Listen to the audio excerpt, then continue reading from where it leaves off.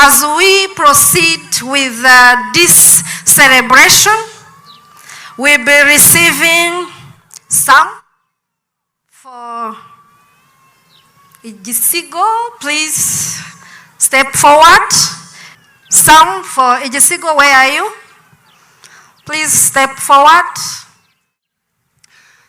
Chancellor Sir, our lovely lecturers, our great guests from different administrative sectors of our country, our best family members, and my siblings, graduates, from the bottom of my heart in this morning, I'm greeting you. Good morning.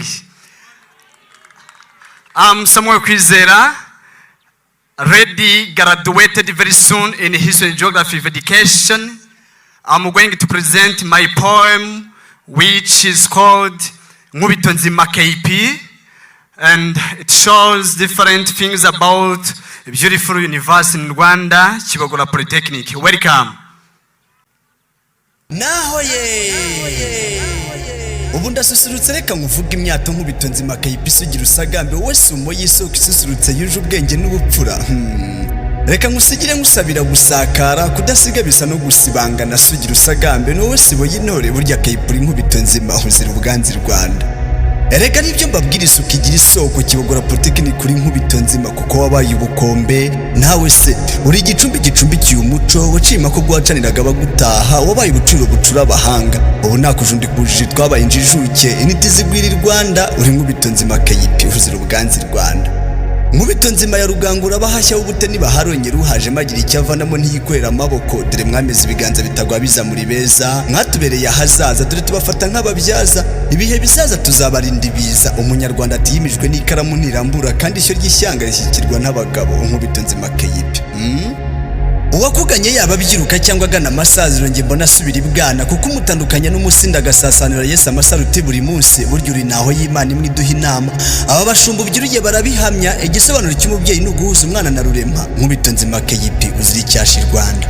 Nimwe mwadutoje kutagira umugayo aho mudutuma hose tuzabagirirayo ntituzabahesha umugayo dore ko n'imahanga tugerayo ndavuga KP dasanzwe niyo twese twisanzura hisumo y'isoko niyo sango twisunga niyo sano dusangiye niyo maraso y'ubudasa Nkubito Nzima KP uzira ubwanzi Rwanda. Uwagushyitse habari n'ingogo umushyitsa ku isonga yundasumira mu isango nuhorana ntego ruzira muze ruzengereza batabizi ruganziriza kumasha rubabaza injinyori y'injonyi nahinkwirwa KP racyahira.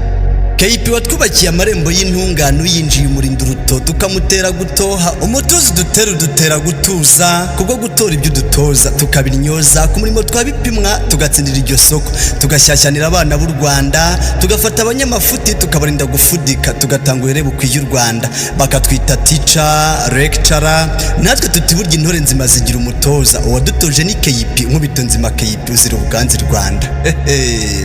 Nkubito Nzima Kibogora Polytechnic burya uhanga buje ubuhanga mbona amahanga ahindira guhungira aho utuye ngo basangize ku gicumbi cy'umuco ngo ibyo byose bica mu mucyo kuko umuco wawurinze gucocera ngo ucenga buconco n'amacupa tozwa mbona hanza nanjye ni imuhani zishire ku batakuza abo wigishije tuzivuguruze uri ubukombe mu rwa Gasabo ni wowe utsindiye inganzo Nkubito Nzima KP huzira ubwanzi Rwanda.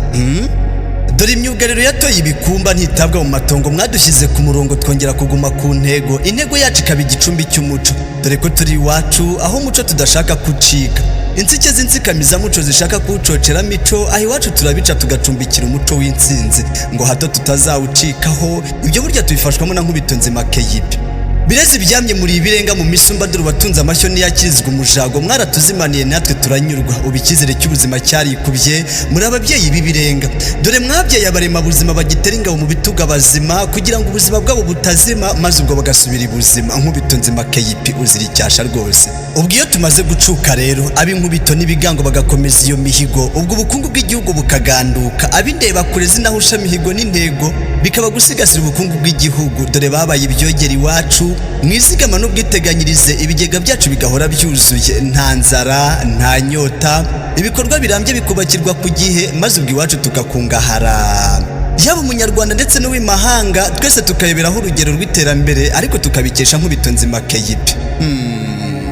burya abandi twiga n'indimi rero tugasesengura imisango tukayirinda gusobana tugatarama bigatinda abaserukira igihugu mu ivugwa ndimi imyumvikanire mu buhahirane bw'igihugu bikoroha ibyo byatinda bataba nabahe tukabirata byimazeyo tuti turi imbuto z'ibirezi bya Nkubito Nzima keyipi rugagaza bigangazi rugagaza abaganza rugagaza kuganziza rurema bigwi mu banyabigwi hose rubuza kwifata impungenge abahahiye ubwenge rubaremera kudacika intege uwahavuye ntacika intege ibyo akoze byose bizira intenge dore ko n'abari barutege burya bari n'ubugenge Kibogora potekiniki huje urugwiro duha mugi nk'ay'inkota ugukomokaho wese ahora kurota ogera cyogere mu banyabigura cyagagaza ibihe byose mu bagusanga seruka usakare maze usagambe nk'umusisa mureka nseruke nsakare nsibe gusibira musenge ntagusagwira singize nkushimira nshishikariza abanjye bo Rwanda rw'ejo nti muhitemo neza isumo y'isoko y'ubuhanga bategwira ejo heza Nkubito Nzima keyipi ubu sinseze ahubwo ndasubitse kuko ndimo nsizana ngani busize nsenga nsabi yampanze kudasubira inyuma mu nganzo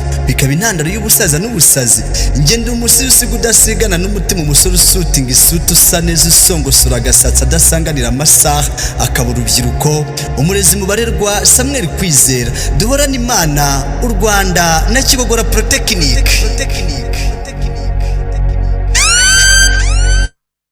Thank you so much, Sam. Here in Kibogora Polytechnic, we have students who are very talented. We have different talents.